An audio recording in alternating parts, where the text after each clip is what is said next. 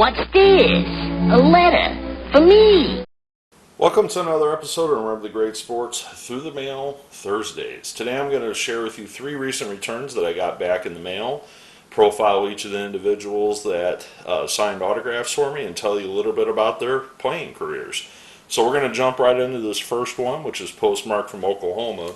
And this one's kind of a rarity on my channel. This one is somebody who actually never played a game in the major leagues. And I had some positive comments about my video about some of the players that only played 1 game in the majors, and also the video with the individual that played just 1 season in the majors. So I thought I'd keep that theme alive, share this one with you, and show you an individual that has a Major League Topps issue baseball card showing him as a Houston Astro. And that is Jack McClure on 1, 2, and 3. But Jack McClure never played a game in the major leagues. So very rarely do I do an episode with minor leaguers. But in this case, as you know, my love for collecting, multiplayer autographed cards, especially the Topps, versions of cards, I will make an exception for Mr. McClure, and I will profile his career despite never playing a game in the major leagues. So my hope is to get Dan Coombs to sign this after the top guy there. I have not seen Gene Ratliff really signing, so if anybody knows anything about Gene Ratliff, about signing through the mail, definitely give me a holler down here and tell me whether or not you have a successful address for him. But I have seen 0% success on Gene Ratliff. If you guys know something I don't know, please share, and we'll jump right into this. Jack McClure was born in Oklahoma, and he played his high school baseball in the famed Asher High School baseball team. Well, why is Asher so important? Well, they won 46 state championship titles in baseball, and McClure was part of those teams, not all 46 obviously, but he went on to sign right out of high school at 18 years old with the Houston Astros, or the Colt 45s at that time. And he immediately, at just 18 years old, was part of the Houston Colt 45s organization. His first year playing in Modesto at 18 years old, he batted a whopping .363, which garnered him a promotion to Double-A by the end of the season, where he appeared in 5 games for San Antonio in their Double-A affiliate. Well, in 1965, their Double-A affiliate shifted to Amarillo, and he split the season between the Durham Bulls, the famed Durham Bulls, and also Amarillo in the Texas League in 58 games. He batted .284 for Amarillo while manning first base. Well, in 1966, he was demoted back down to A-ball, and at just 20 years old, Jack finished up his career and no longer played in organized baseball after that season. I'm not really sure what Jack did after his playing career. At 20 years old, you can imagine you have a whole lifetime ahead of you. And I tried to do a little research, and I just couldn't find a whole lot about him. But I know he did move back to his hometown of Asher, where he found his success in high school baseball. I'm going to just go out on a ledge here and say that he probably was involved with Asher baseball in some capacity after his professional career. I mean, you would think he would be, being that lives in his hometown. But one article I did see about McClure, to wrap this segment up, was in an exhibition game in spring training, McClure had an opportunity to meet his boyhood idol, and that was Mickey Mantle. Mickey Mantle grew up in Oklahoma. McClure was an Oklahoma guy. He said that he went to approach Mantle on that day, and this is his interview that I'm reading off of, that him and a couple teammates were from Oklahoma and they really wanted to meet Mickey. Well, Mickey was in a lot of pain that day. He was wrapped up in bandages and gauze and all that. And despite that, they watched Mickey do batting practice, and he was hitting balls up into the upper deck at the Astrodome, basically. Well, the one thing that Jack said was that when he approached Mickey, Mickey was very cordial, talking about Oklahoma, and he was just so starstruck because here he is, a 19, 20-year-old kid standing in front of Mickey Mantle.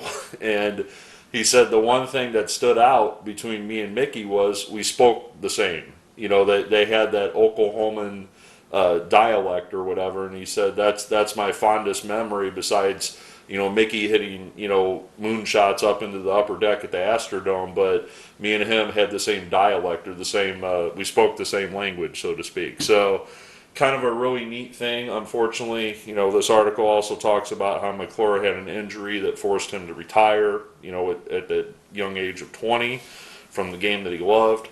Again, I wish I knew what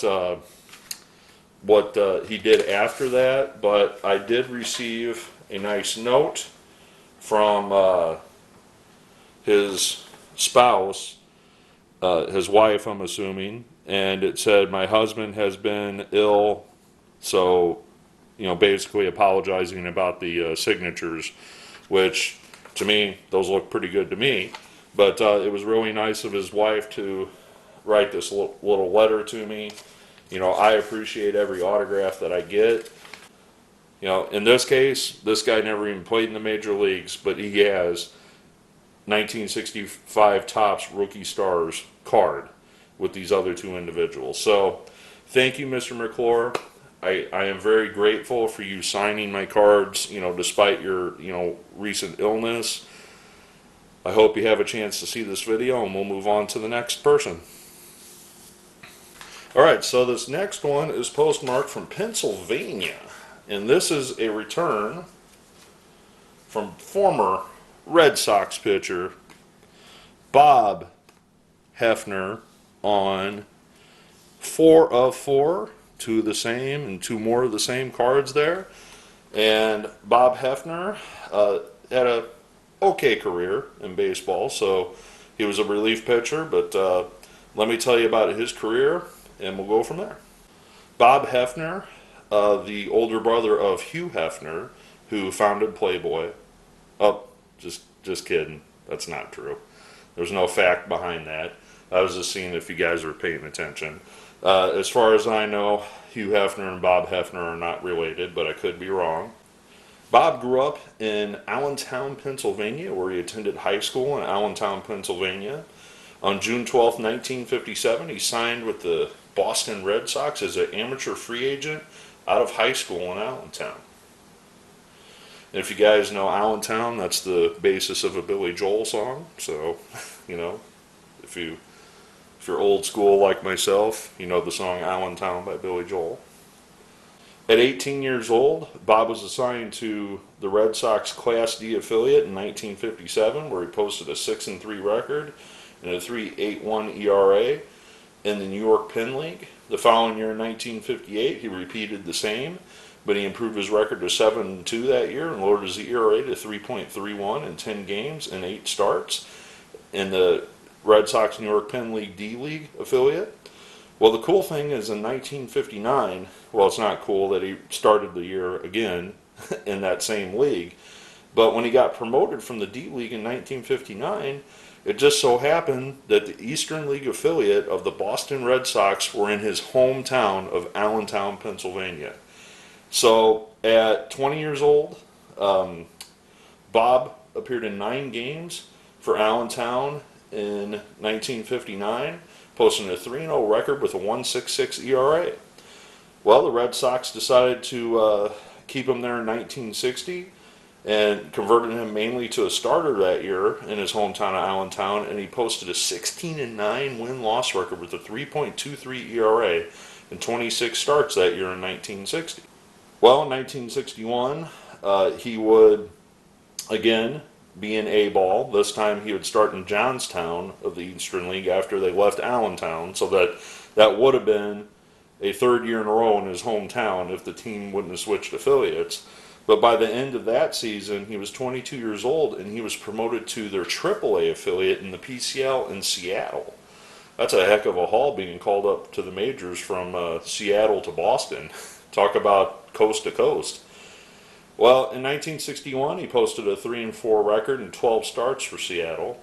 The following year, in 1962, he would again be sent down to A-ball, and he would pitch in New York that year in the Eastern League.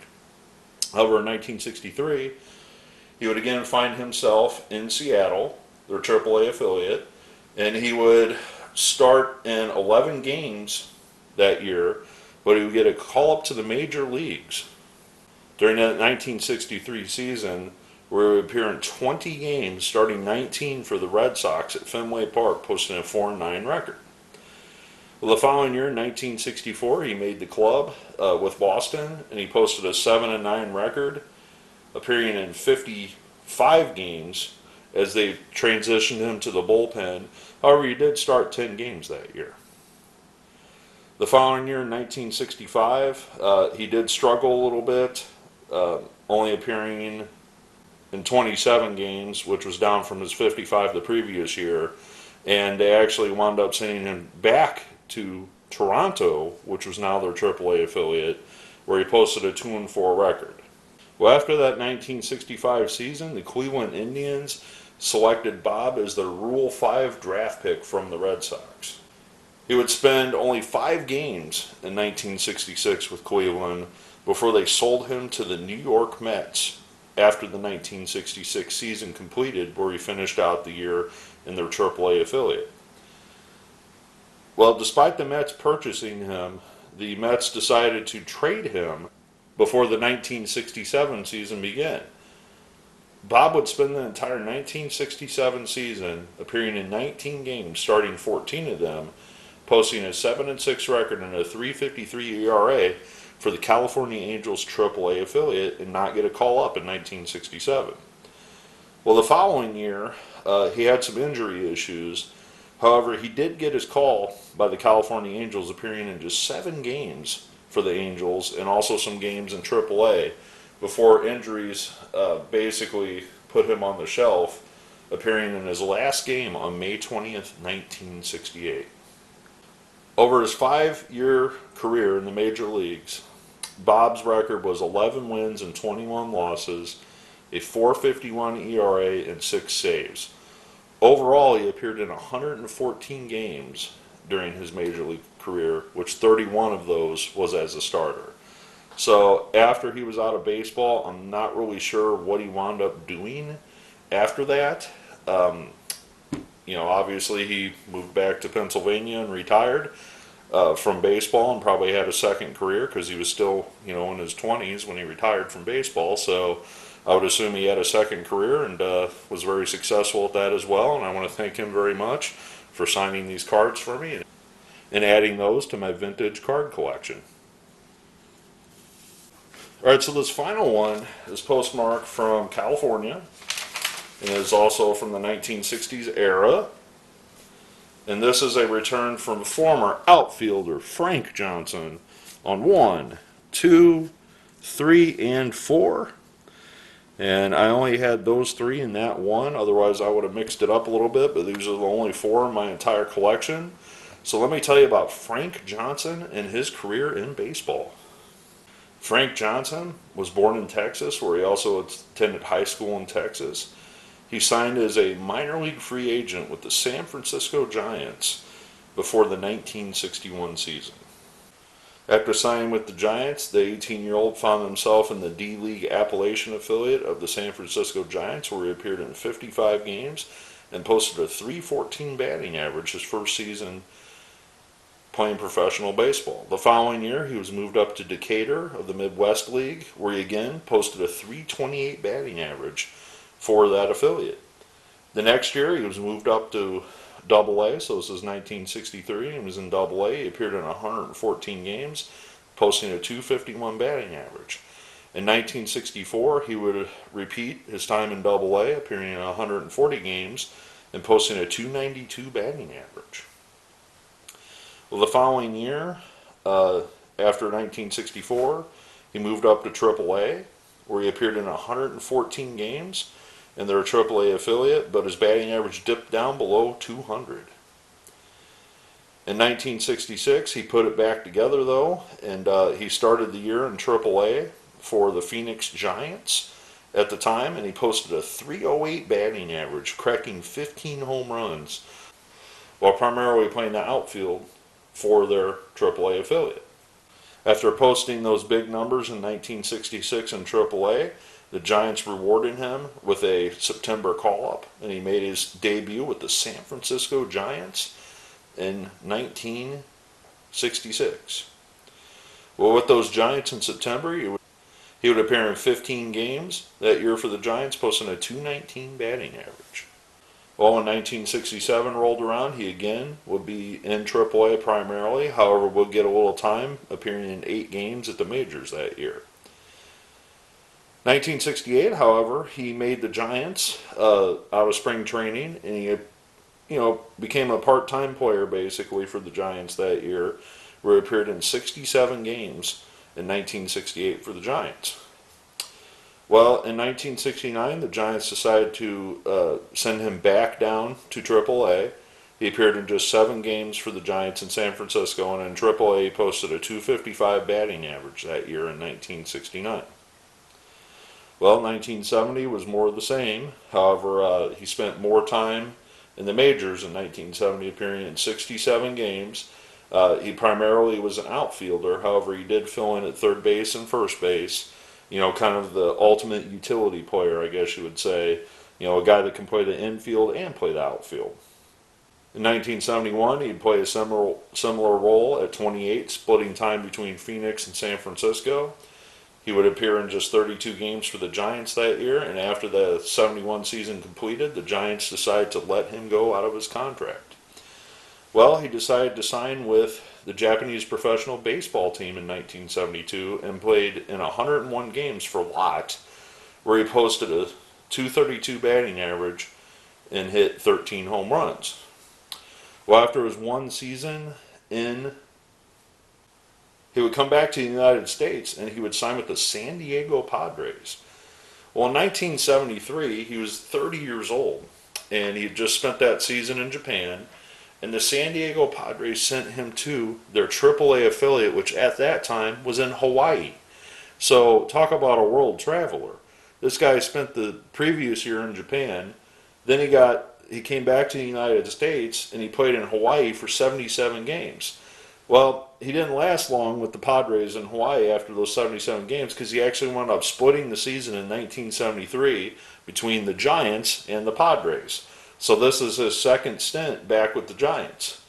Well, after the 73 season completed, he then spent all of 1974 with the Giants organization in their AAA affiliate, appearing in 92 games. And then in 1975, he again was with the Giants, but guess what? The Padres decided they wanted him again, and at 32 years old in 1975, he got sent back to their AAA affiliate in Hawaii, playing for San Diego in their AAA affiliate in Hawaii. So, not a bad way to go out in the minor leagues, going to play in Hawaii in your last couple seasons in the minor leagues. I mean, talk about a nice place to kick back and enjoy your last couple of years in professional baseball. So I would imagine that Mr. Johnson has quite the story to tell. I would love to hear his stories about playing in Hawaii and playing in the Japanese league, and also playing with that great outfielder in center field, Willie Mays. And as a young African American, coming up through the Giant system, you can imagine, that Frank was, close to Willie Mays and Willie McCovey, and some of the other African American players on the Giants. And just to hear his stories about both Willies and, even Orlando Cepeda and Juan Marichal and those guys, this guy, I'm sure, has tons of stories to tell. So I want to thank Mr. Johnson for signing those for me. I also want to thank Mr. Heffner, who, as far as I know, is not related to Hugh. So I was kind of just seeing if you were paying attention when I said that earlier. And I certainly want to thank Mr. McClure for taking the time to sign these 3 cards for me. So hopefully I can send them to Dan Coombs and ask him to sign them in the near future. I hope you enjoyed this video, me introducing you some guys that you may not have even heard of that played in the 1960s. I almost want to bet you never heard of Jack McClure unless you had this baseball card because he wasn't a major leaguer. But that's not what this channel is about. This is about remembering historic players from not just baseball but all the sports that I profile. I look forward to your comments below, and as always, happy collecting.